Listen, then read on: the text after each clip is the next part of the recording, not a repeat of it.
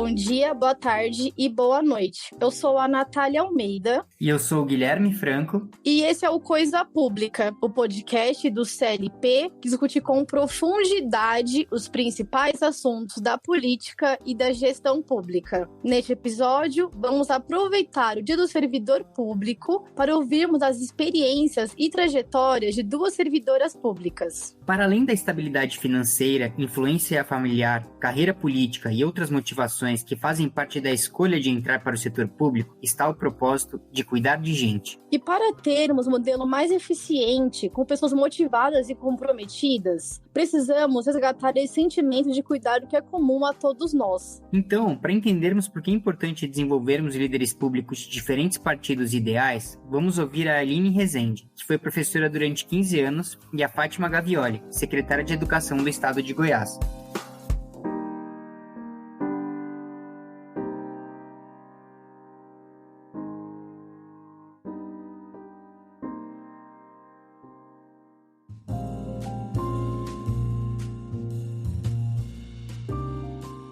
Oi, Aline, é um prazer te receber aqui no Coisa Pública, seja muito bem-vinda. E então se apresenta pra gente, quem que é você no Estado Democrático de Direito? Olá, Natália. Muito bom estar aqui também conversando com você. Bom, a Aline, servidora pública, isso me dá muito orgulho. Mãe da Marina e da Ana Clara. E eu acho que eu sonho ainda com um país que se tenha mais equidade, apesar de estar indo longe. Bom, Aline, então para começar, eu quero te perguntar se você se lembra por que decidiu ser uma servidora pública. Eu sempre fui aluna de escola pública. Eu tive um professor de matemática, que me despertou o prazer pela disciplina. E aí, conforme os anos foram passando, a gente vai percebendo o quanto o aluno, né, o jovem, quanto a criança, tem dificuldade nessa aprendizagem da matemática. E aí eu sempre lembrava dele, que para mim aquilo fluía de uma maneira assim muito natural, muito tranquila. Aí veio aquela situação de eu vou me formar, eu vou ser professora, né? E eu escolhi matemática. Matemática porque eu queria que as crianças que estudassem nas escolas públicas, assim como eu estudei, tivessem a oportunidade de ter contato com uma matemática de prazer. Não seria aquela disciplina onde o professor chegaria e você ficaria tenso. Não seria uma das disciplinas que apavorariam, que mexeriam com o emocional daquele aluno, mas sim aquela que ia abrir a sua fronteira em termos de raciocínio, de visão, de lógica, de perceber que o seu cotidiano é matemática pura. Então, assim, foi isso que foi meu objetivo. E eu acho que eu consegui realizar isso, né? Eu não estou mais em turma, né? A minha vida se direcionou e foi para outro caminho profissional, mas durante os 15 anos que eu estive em sala de aula, foram anos, assim, que eu posso dizer que me deram muito retorno, porque, de fato, eu vi o carinho dos meus alunos, eu via essa aprendizagem acontecendo, eu fiz pós, enfim, toda uma formação que levasse a uma educação matemática, então matemática prazerosa e de cotidiano, de vida, e eu via essa aprendizagem fluindo. Eles tinham prazer também, a minha aula também era uma aula prazerosa, então isso para mim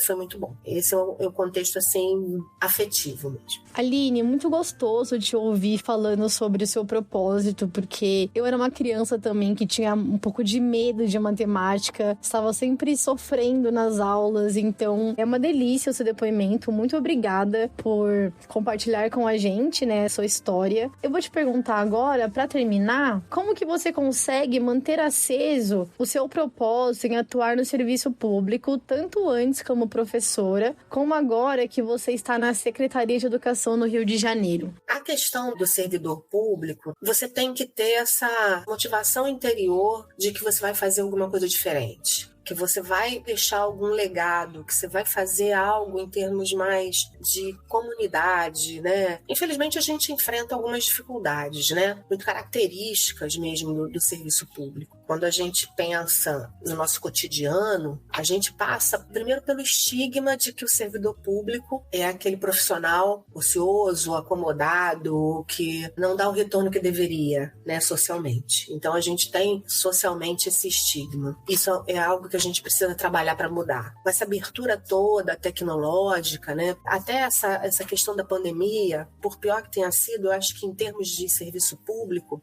foi muito interessante para colocar na mídia o quanto de profissionais, de servidores públicos que fizeram a diferença com o seu trabalho, com o seu dia a dia, né? Serviu para, acho que, desmistificar um pouco isso. Mostrar que existem profissionais e profissionais em todas as profissões, em qualquer local, né? Então você vai ter bons servidores públicos, como você vai ter maus servidores públicos, mas isso você vai ter mesmo na rede privada, né? Bons profissionais e maus profissionais. Mas para tirar o estigma mesmo, para descaracterizar essa coisa do servidor que não produz, até porque a gente entrou numa linha muito a pandemia surge ao mesmo tempo que a gente está debatendo a questão da reforma administrativa, e se fala muito da questão de gestão de pessoas, fala muito do servidor público, né? O servidor tem estabilidade, o servidor tem muitos direitos, o servidor pesa muito na folha. Então, assim, são situações que em termos sociais, em termos da população, junta com esse estigma, eu acho que piora um pouco essa situação. Mas por trás dessa estabilidade e determinados benefícios, o quanto se tem de dificuldades para exercer e dar realmente um resultado, uma boa entrega para a população. E isso acontece muito, né? A gente tem uma boa entrega. A questão é propagar mais os bons trabalhos, as boas iniciativas, tudo que bom que acontece no serviço público, independente de onde esteja. Por isso que eu falei da pandemia, que foi muito bom para isso, né? Principalmente na questão da educação, porque a gente viu como é que os professores se reinventaram em condições às vezes inadequadas, como é que a gente consegue fazer com que a coisa seja diferente para alcançar os objetivos mesmo, para ver aquela criança aprender, porque esse é o teu propósito. Mas independente disso, o quanto a gente viu dos médicos, do profissional de saúde, enfim, de todas as pessoas que estavam ali no front,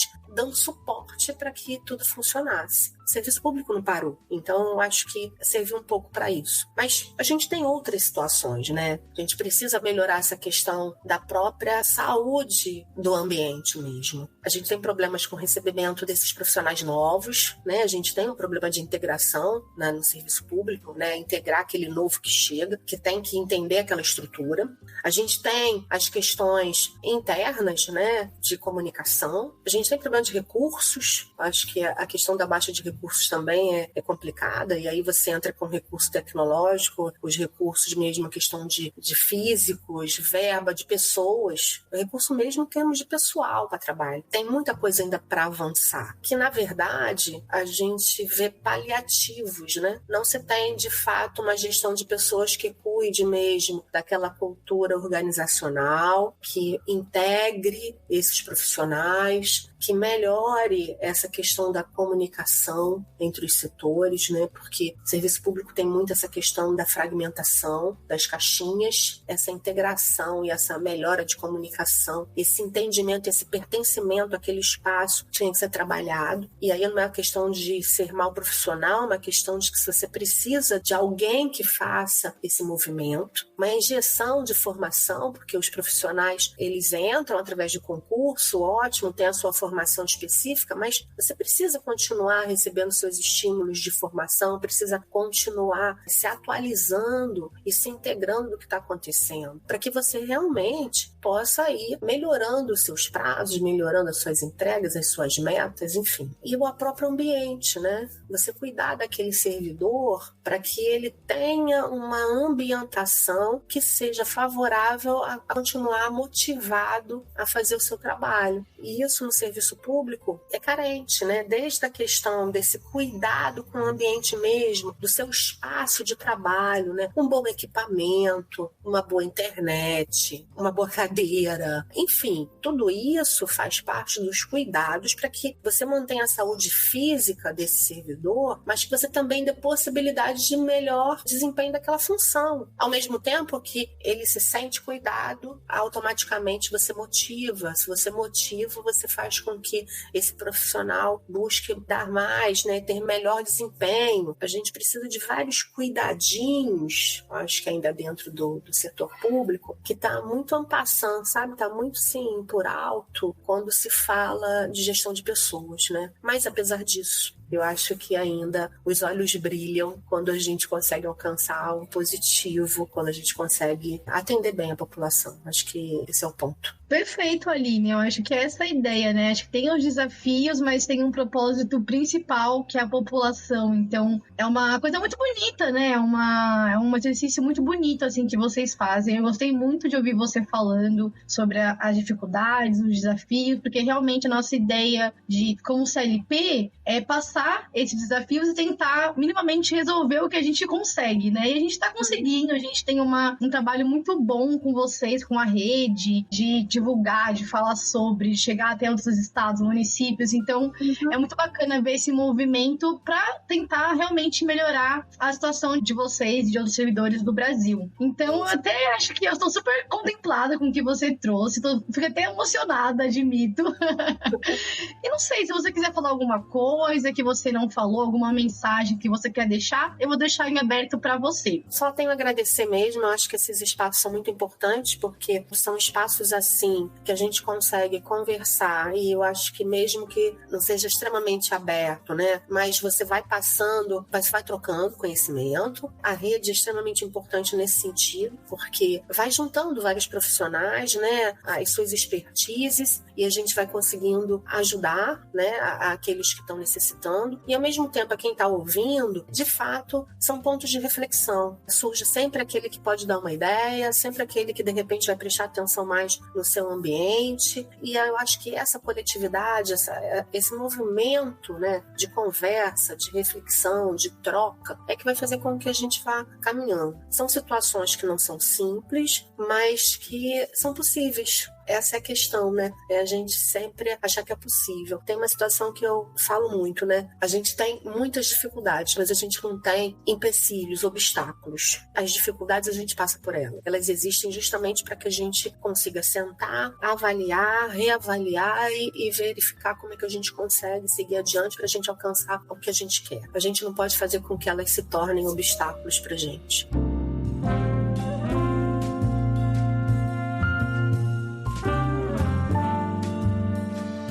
Bom, pessoal, a gente está recebendo aqui a Fátima Gavioli, secretária de Educação do Estado de Goiás, e eu vou começar fazendo a pergunta padrão para ela. Fátima, quem é você no Estado Democrático de Direito? No Estado Democrático de Direito, eu sou um brasileiro que deu certo de verdade, assim, sabe? Mesmo nascendo na extrema pobreza, sendo a filha mais velha de um casal de agricultores, que precisou trabalhar por muito tempo como empregada doméstica, eu sou uma brasileira que conseguiu abraçar todas as oportunidades que a Constituição garante ao cidadão. Por exemplo, com muita dificuldade, mas eu tive direito à escola, eu já não tive direito ao transporte escolar. O transporte escolar eu já não cheguei a ter esse direito, não. Na minha época de criança, a gente podia andar 10 quilômetros, mas tinha que cada um se garantir para chegar até a escola. Mas eu tive direito à educação básica, que foi uma coisa também que meus avós já não tiveram. Meus pais também quase não tiveram. Minha mãe fez até o 4º aninho, meu pai também até o 4º ano. Então, no Estado Democrático de Direito, eu posso dizer a vocês que mesmo tendo nascido com pouquíssimas possibilidades de dar certo, eu dei certo. Eu consegui atingir um nível de escolaridade que é o doutorado, e isso é uma coisa que poucos brasileiros conseguem, ser doutor numa universidade brasileira. Eu consegui desenvolver uma pesquisa extremamente respeitada, que é sobre as funções executivas do cérebro, por que uma criança aprende e outra não. Eu consegui entender o que é uma avaliação fonética para quem está no processo de aprendizagem dentro do meu doutorado. Eu consegui fazer uma pós-graduação no CLP e fazer um estágio em Harvard, por exemplo. Então, no Estado Democrático de Direito, eu devo ter agarrado todas as oportunidades, mas agarrado mesmo. E aí, ao agarrar as oportunidades, eu fui também me dedicando, me esforçando para que pudesse dar tudo certo. Legal, Fátima. Obrigado pela sua primeira resposta. E eu emendando aqui, a gente está num momento muito importante. A gente tem que debater a atuação do servidor público, porque é um tema que está em constante evolução, essa valorização do servidor. E e por muitas vezes a gente acaba ouvindo ataques ao servidor público, sendo que a pessoa às vezes nem sabe muito bem do que se trata, como que é o trabalho do servidor, qual é o plano de carreira que ele passa. E eu queria te ouvir um pouquinho nesse sentido,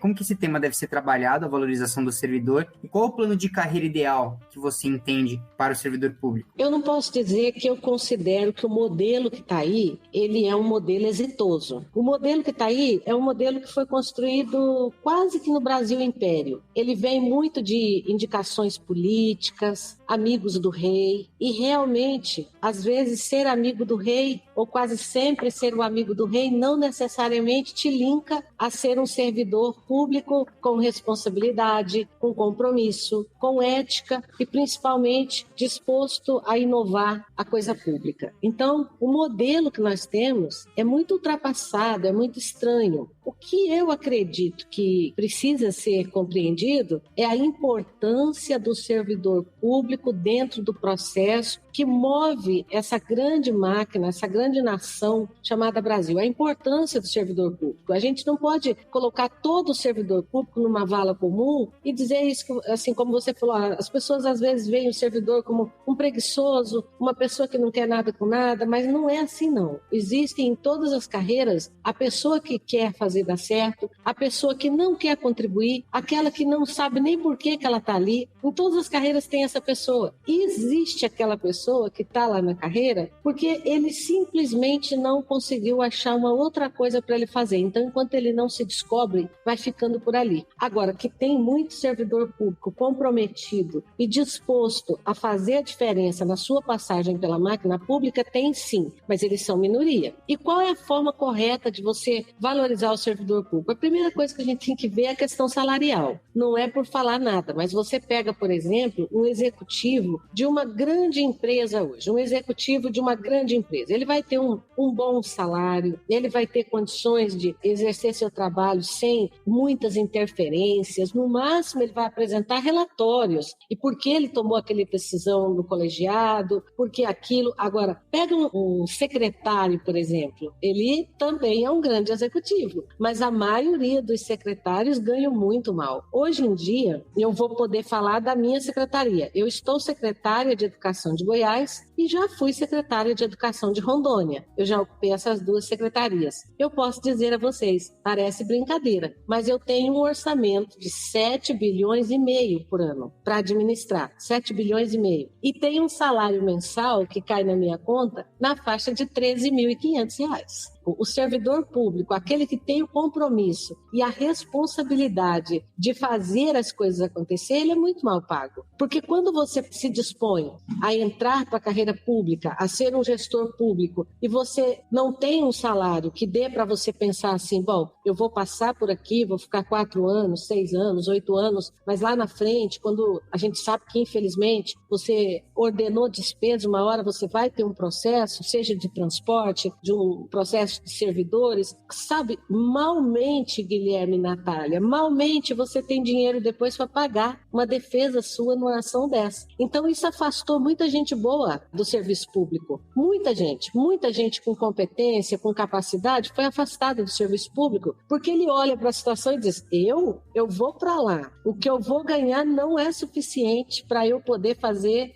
aquilo que eu estou desejando tanto na minha vida pessoal, familiar, etc. Mal vou poder tirar férias, porque não existe quase férias para nós nesse sentido, né? A máquina gira sem parar. E além de tudo, quando eu passar por lá ainda vou ter processos, e aí não é porque você é desonesto. Você tem processo porque a gente trabalha com uma gama de leis também ultrapassadas. Principalmente, por exemplo, lei de licitações, que agora que está passando por uma reformulação. Então, para mim, o modelo de serviço público que está aí precisa olhar para os bons servidores públicos e remunerar de forma adequada, investir em cursos que preparem, que abram a mente, que façam com que essas pessoas tenham uma visão do novo. Eu fiz uma pós-graduação pelo CLP em 2015. É como se alguém tivesse pego a minha cabeça naquele curso de pós-graduação e alargado minhas ideias de tal maneira que quando terminou o curso e eu entrei na primeira Secretaria de Educação que eu entrei, eu já entrava perguntando assim, quantas escolas eu tenho, quantos servidores, quanta carga horária, quantos alunos, você entendeu? Assim, eu queria dados, eu queria números, números, eu queria localidade, eu queria mapear a minha rede. Uma diferença tremenda entre a primeira gestão como secretária e a segunda. E isso se deu através de um processo de formação séria. Então, o Estado poderia nos ofertar cursos de formação que pudessem trazer essa visão. Eu me lembro quando eu cheguei no estado de Goiás, eu cheguei assim, quantas escolas tem em Goiás? Aí eles falavam, 1.149. Aí passava um pouco, alguém dizia 1.080 e poucos. Aí depois 1.000 e tanto. Aí eu dizia, afinal de contas, quantas escolas nós temos? Aí, secretária, isso é muito relativo, depende muito, porque a senhora quer... Gente, quantas escolas nós temos? Escola é escola, indígena, quilombola, calunga, é escola. Põe todas as escolas, mapeia e me fala onde elas estão. Então, esse processo de entender, conhecer, compreender, para poder administrar, gerir e inovar, acho que é o ponto principal de uma gestão, esse processo só vai acontecer se o gestor, primeiro, ele tem que gostar muito do que ele faz. Ele tem que gostar de gente, tem que gostar de administrar pessoas, administrar gente. Segundo, ele tem que ter muito comprometimento com a entrega que ele vai fazer. Eu quero fazer essa entrega. Eu levantava a rede em Goiás e descobria que eu tinha prédios alugados, por exemplo, que eu pagava aluguel, onde o contrato de aluguel era R$300 mil por mês. Você já imaginou todo mês você pegar um dinheiro público e dar 300 mil de aluguel? Para quem recebe deve ser um sonho, mas para mim, que fazia esse pagamento, era um pesadelo. Então, isso para mim é dizer, eu quero sair do aluguel. Tá, mas você vai sair do aluguel e vai para onde? Qual é o prédio para onde você vai? Qual a distância desse prédio que está alugado para esse prédio para onde você vai? Como que as pessoas vão te localizar lá? Como é que você vai fazer para fazer todo mundo saber que a Soceduc agora está lá? E esta visão, você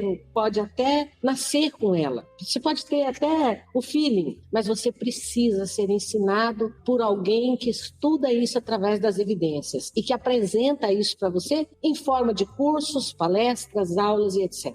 Então, o modelo de gestão pública e de servidor público do Brasil, eu diria para você que ele está extremamente ultrapassado. E algumas pessoas estão tentando romper isso. Tem gente tentando romper isso. Tem gente tentando furar a bolha, sabe? E sair na frente mesmo e dizer, olha, aqui na minha cidade deu para fazer isso, aqui no meu estado foi possível fazer aquilo. E essas pessoas, se a gente fosse pensar bem, nós teríamos que unir todos eles num grande congresso. Todos, respirando e transpirando vontade de fazer a diferença no serviço público. Porque uma coisa é certa, Guilherme, se você tiver todo mundo indicado politicamente, se você tiver todo mundo apadrinhado, se você tiver pouquíssimos concursos, fica muito fácil fazer coisa errada. É fácil fazer coisa errada. O servidor público, ele tem, por menor compromisso que ele tenha, se ele descobrir um desvio de verba, ele denuncia. O cargo em comissão, por pura indicação política, tem dificuldade em indicar. Porque, por um momento, ele pensa, e se eu denunciar e não der nada? E se eu denunciar e eu for exonerado? Então, a questão da exoneração também tem que ser discutida. Ah, não, vamos ter uma reforma administrativa,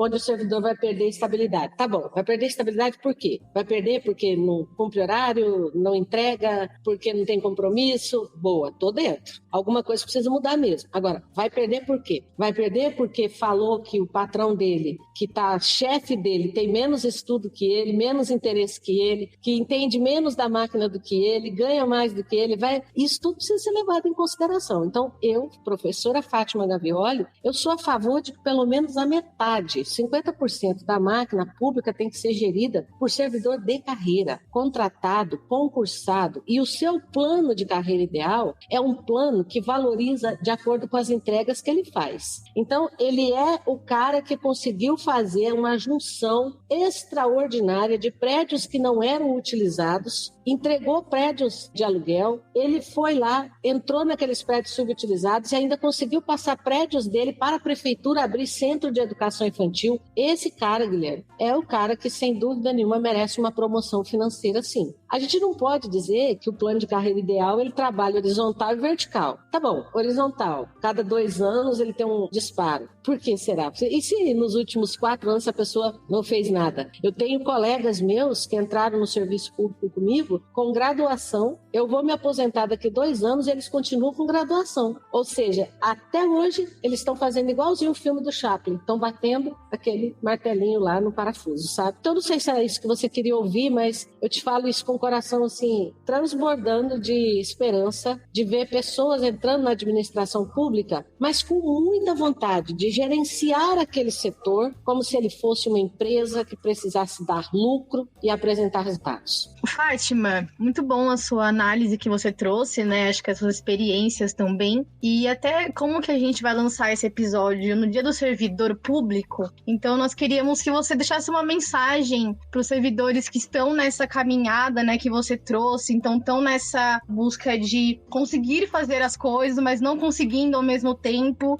E, enfim, o que você poderia falar, né, como gestora e como secretária de Educação de Goiás, visto que estamos na pandemia, com um período um pouco difícil para os servidores, né? E, enfim, vou deixar a palavra para você novamente. Não, o que eu quero desejar a todo servidor público desse país é que realmente nós tenhamos resiliência. Vamos ser resilientes. Está difícil. Se eu falar que está fácil, está nada. A gente está lidando com algumas propostas, por exemplo, que parecem ser extremamente ofensivas ao bom senso. Está muito difícil, mas nós temos que ter resiliência, nós temos que estudar muito, ler. Eu diria mais, a gente precisa pautar as boas experiências que nós temos pelo país e nós temos pelo mundo e trazê-las aqui para o nosso estado, para a nossa cidade, para a nossa secretaria.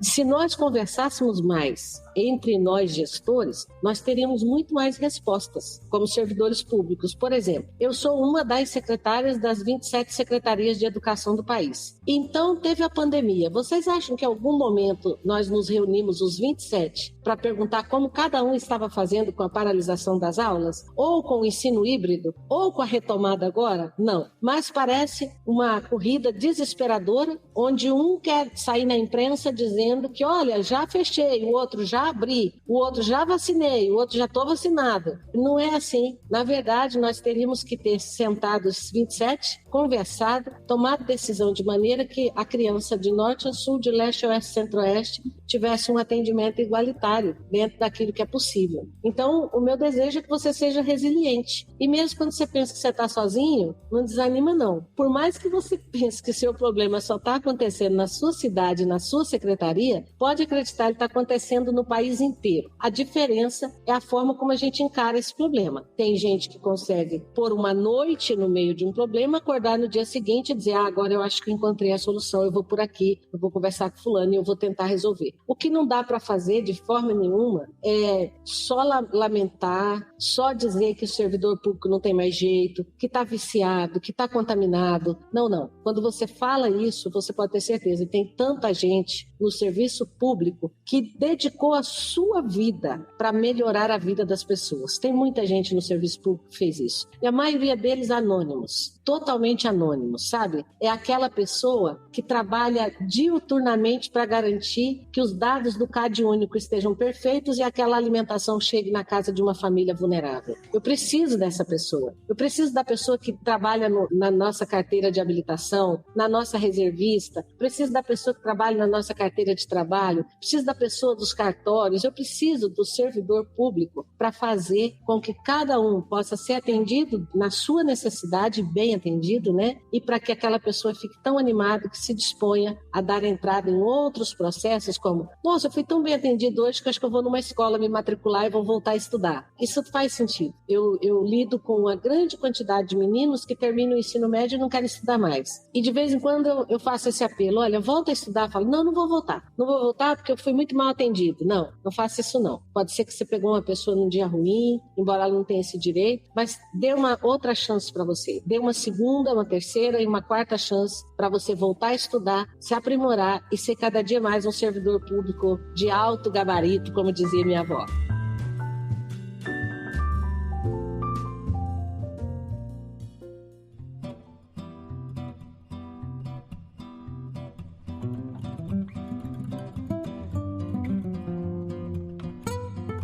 Esse foi o Coisa Pública, o podcast do CLP que discute com profundidade os principais assuntos da política e da gestão pública. Este episódio pode ser encontrado no Spotify, Feed, Castbox, Google Podcasts, Apple Podcasts, Deezer e YouTube. Por meio das redes sociais do CLP, você fica sabendo de tudo o que acontece na política brasileira. Acompanhe através do Instagram, Twitter e Facebook. E caso você queira fazer sugestões, contribuir para o debate ou só mandar um oi, você pode falar conosco mandando um e-mail para contato@clp.org.br. Na nossa página de doação, você pode apoiar o Coisa Pública com valor de só um cafezinho por mês. É só acessar clp.org.br/doacão. O link está na descrição do episódio. Indique esse podcast para os seus amigos, divulgue nas redes sociais e leve essa discussão para mais longe. Um abraço e até o próximo episódio. Um abraço e até!